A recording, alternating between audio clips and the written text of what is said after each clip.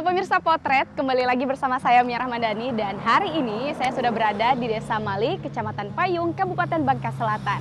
Desa yang selain memiliki keunggulan di sektor perkebunan, ternyata di Desa Malik ini juga ada tradisi menganyam loh. Dan juga ada masih banyak sekali masyarakat yang bisa kita temukan ini memiliki keterampilan dalam menganyam. Entah itu menganyam purun, kemudian juga ada pandan duri dan lain sebagainya. Penasaran? Yuk kita intip seperti apa sih tradisi menganyam yang ada di Desa Malik ini. Tetap saksikan Potret.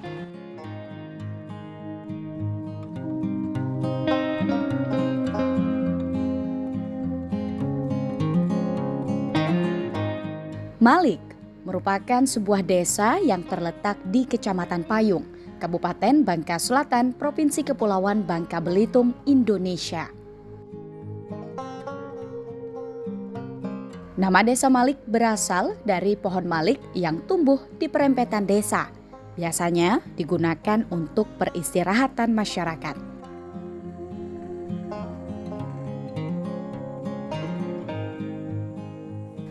Sambil menikmati pemandangan desa, di tengah perjalanan saya bertemu dengan Ibu Lisa dan Satria, seorang pengrajin purun dan pandan besar yang hendak mengambil bahan baku tikar. Pandan besar ini tumbuh subur di sepanjang hutan Desa Malik.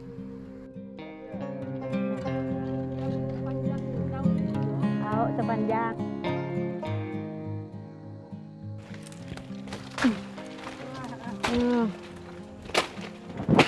Ini kumpulin semisnya Bu, semia Bu. Nggak jadi nih.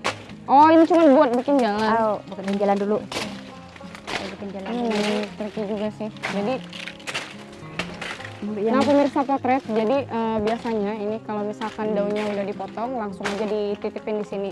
Dan sebelum dibawa ke rumah, biasanya juga ini durinya udah dihilangin dulu. Ya. Jadi sebelum kita bawa ke rumah, pastikan ini benar-benar durinya sudah bersih, supaya nanti kalau misalkan mau diolah lebih gampang lagi gitu. Ya Bu ya. Iya. Dipanggang. Oke. Nah juga untuk pemilihan dari daunnya ini juga kalau misalkan mau buat topi ya Bu ya, biasanya itu daunnya daun yang muda. Tapi kalau misalkan mau yang tua, yang tua ya Bu ya. Iya, yang tua. Oke. Jadi daunnya itu yang tua kalau misalkan untuk pembuatan topi. Dan juga tikar itu biasanya ngambil yang lebih muda supaya ini ya Bu ya, lembut. Daunnya ini supaya gampang dibentuk seperti itu. Kalau misalkan tikar karena anyamannya itu lebih ruwet, lebih ribet.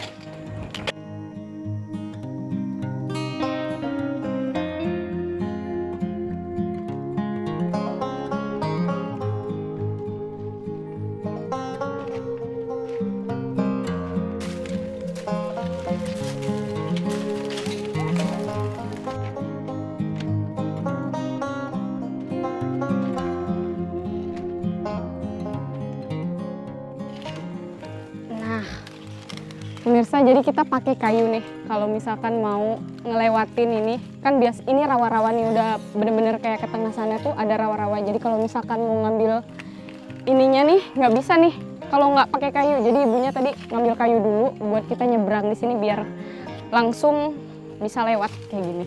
Oh, ini kalau misalkan nggak ada kayu nggak bisa nih kita lewat, bisa kerendam semua kaki.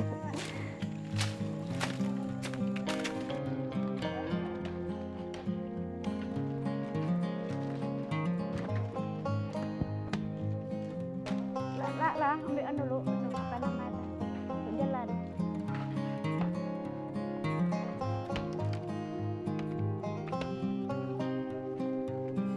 Bu, ini dibuang dulu duri. Macam nih ambil ini. Oh, cara ngambil kayak nih. Dia itu buang durinya dulu. Tapi tidak rusak Bu, biarpun dihilangin duri. Coba. Hati-hati bayi ngambil. Oke. Buang duri. Kumpulin. Bu, kalau misalkan nyari daun nih harus yang macam mana Bu nih? Yang macam nih lah. Yang modelan yang muda. Yang muda. Yang muda. Kalau untuk tikar yang muda. Berarti dari semua daun Bu? Semua daun yang diambil. Terus semua daun. Ini kan yang bagus-bagus. Kalau Ini berarti yang tua dulu, Bo, diambil. enggak nih yang muda lah. Yang nih. muda? Yang apa? Anak-anak lah. Hmm.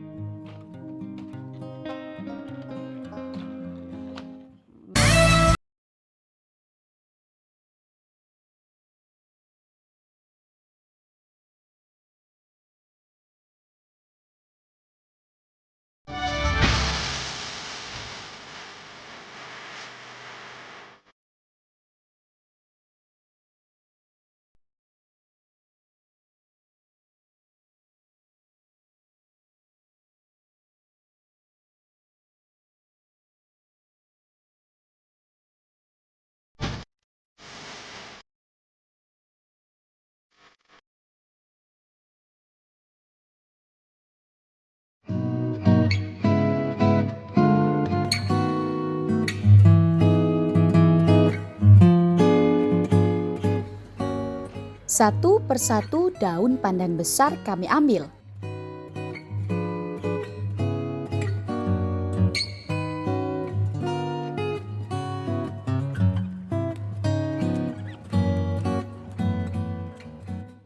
Setelah mendapatkan jumlah yang cukup, kami pun langsung menuju ke rumah produksi Ibu Lucy yang tak jauh dari lokasi pengambilan bahan baku.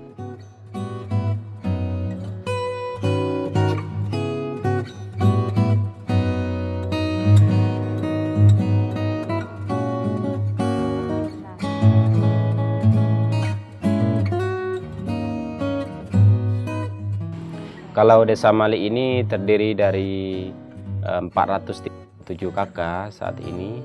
Kalau mata pencarian di sini perkebunan, kemudian juga ada pertambangan, tapi mayoritas dia perkebunan atau bekerja di perusahaan karena kita di sini ada 2 perusahaan besar yang bergerak di perkebunan, ada yang di pabrik dan juga ada yang di lahan. Kalau di desa, karena kita untuk 2 tahun terakhir ini mungkin kita ada dana desa, yaitu kita disebut dana ketahanan pangan ya. Jadi kita tanaman seperti kalau tahun kemarin kita ada bawang merah, kemudian tahun ini kita ke cabai. Nah, baik itu cabai besar maupun cabai kecil. Jadi kita serahkan kepada kelompok tani, nanti kelompok tani yang melakukan kegiatan tersebut. Dan dari desa kita menyalurkan dananya, kayak gitu.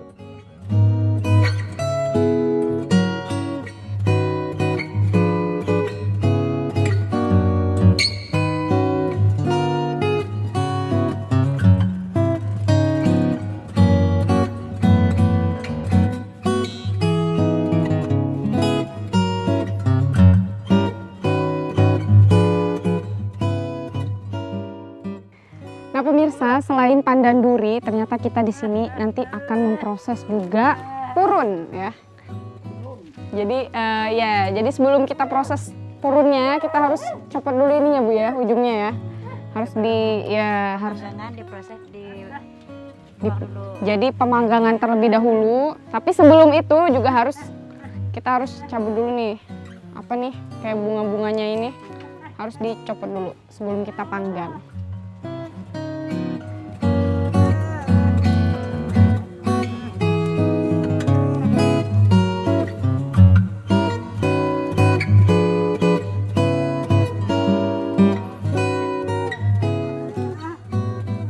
Ibu Lucy merupakan seorang penyandang disabilitas. Di tengah keterbatasannya, Ibu Lucy masih bersemangat berkarya membuat kerajinan anyaman tikar dan dibantu oleh ibunda tercinta dan saudara perempuannya.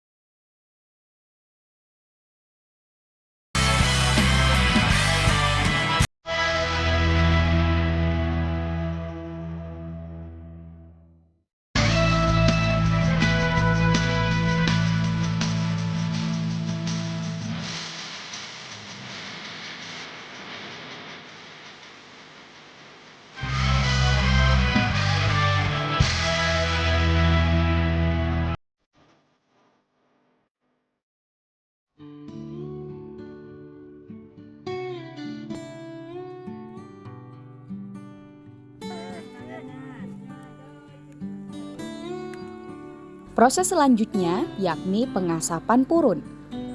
Daun purun diletakkan di atas bara api, dan proses ini bertujuan untuk melunakkan atau melemaskan helai demi helai daun.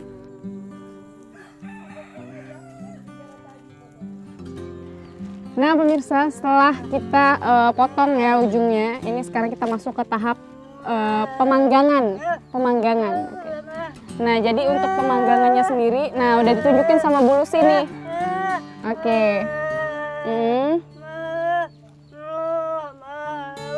Oke, jadi kata Bu Lucy, jadi kalau misalkan instruksi sama Bu Lucy sama Bu Satria tadi, cara pemanggangannya. Oke, jadi caranya ini ujungnya yang ada bunganya ini kita taruh di sini. Dan yang kita panggang ini yang paling ujung nih. Jadi kita panggang kayak gini langsung kita sebarin. Dibalik-balik. Oke. Oke, pemirsa, jadi cara pemanggangannya ini juga ada tekniknya. Jadi kalau misalkan ini udah disebarin kayak gini, terus langsung ditarik gini. Jadi supaya ini kena semua gitu loh, yang tiap-tiap helai purunnya ini. Oke. Jadi taruh, sebar, terus tarik gini.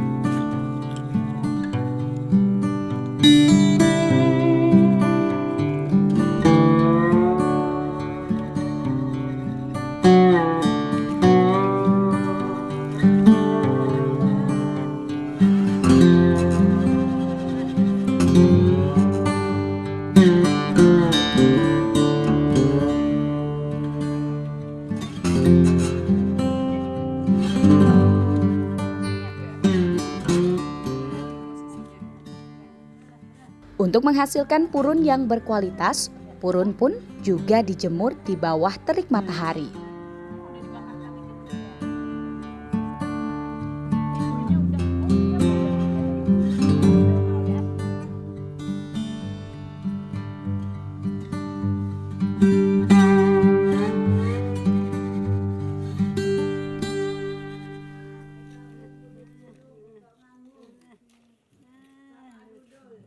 Memang untuk anyaman ini masih ada, terutama beliau ini, Ibu, kalau di desa kami, Ibu Belot ya, masih keluarga ini, dan sebenarnya yang lainnya juga ada, ya, yang lainnya juga ada yang kerenyaman baik itu supit purun, dan juga tadi ada anyaman tikar, tikar mekuang itu, karena tikar itu juga kan biasanya kadang-kadang masjid juga membeli.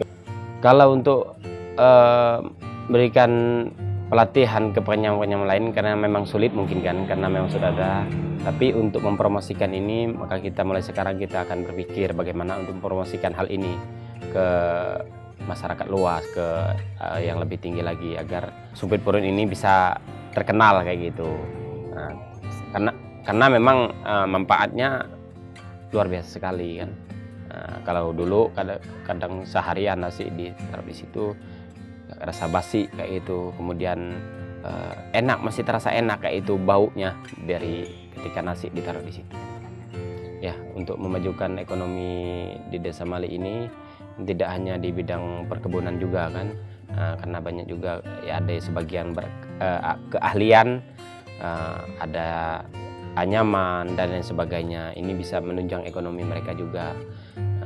Bagi orang-orang tua yang tidak bisa lagi bekerja misal di lapangan, kalau dia punya keahlian seperti ini kan, ini bisa mengangkat perekonomiannya, bisa bantu. Dan tentunya kami dari pemerintahan desa tidak tinggal diam, tidak akan tinggal diam untuk membantu masyarakat kita yang membutuhkan pertolongan, bantuan dan lain sebagainya.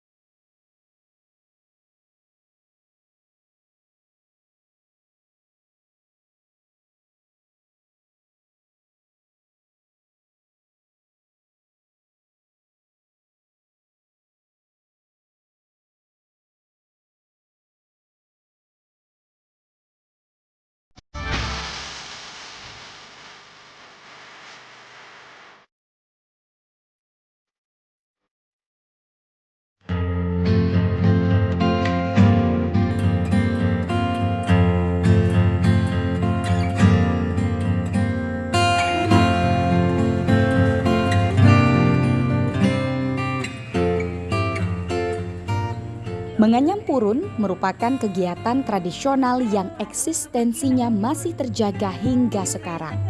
Menganyam menghasilkan suatu karya berupa tikar atau karya seni lain dengan menggunakan teknik menganyam dengan cara menyatukan beberapa bahan menjadi suatu pola yang memiliki nilai guna dan estetika.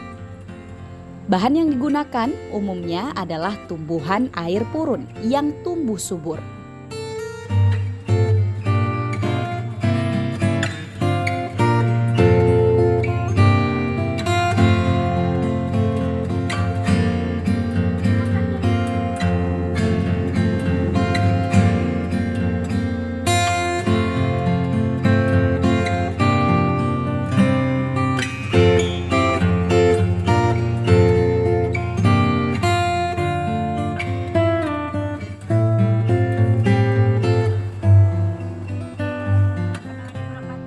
Selain dimanfaatkan untuk keperluan hidup sebagai bahan baku anyaman, purun juga memiliki makna bagi perilaku manusia.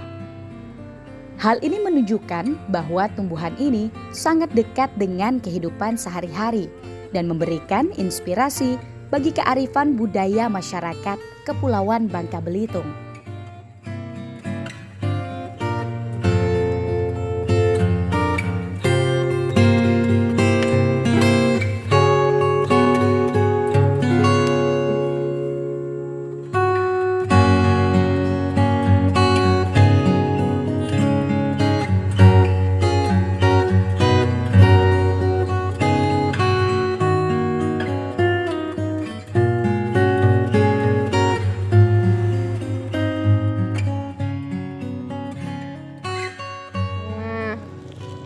Ini baru pembuatan, baru proses pembuatan ya untuk bagian bawahnya ini. Ini tuh salah satu produk yang udah jadi. Ini biasa dipakai untuk tempat nasi ya Bu ya. Dan masyarakat ini ya bikin tempat nasi kayak gini itu untuk apa ya? Untuk daya tahannya ya biasanya dipakainya. Jadi daya tahan nasi kalau misalkan ditaruh di sini itu bisa bertahan sampai 2 hari, nggak basi sama sekali. Dan sekarang kita ini proses pembuatan ini nih yang sangat-sangat rumit sekali ya untuk pembuatan bagian bawahnya ini. Jadi udah mulai terbentuk tapi emang masih proses. Ternyata nganyam itu nggak gampang ya Bu ya. Lumayan menguras menguras ketelitian, harus benar-benar teliti. Karena kalau misalkan salah sedikit saja harus mengulang lagi dari awal. Jadi memang keterampilan menganyam ini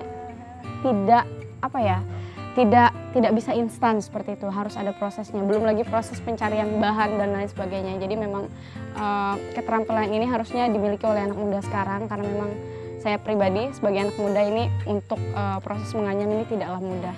Jadi untuk pemirsa potret yang ada di luar sana, pesan moralnya adalah untuk generasi muda jangan lupa untuk mewarisi keterampilan-keterampilan yang memang sudah dimiliki dalam rangka untuk meningkatkan kualitas perekonomian yang ada di masyarakat melalui industri kreatif yang ada seperti di desa, ya ini Purun ya, seperti yang ada di Desa Malik, seperti itu.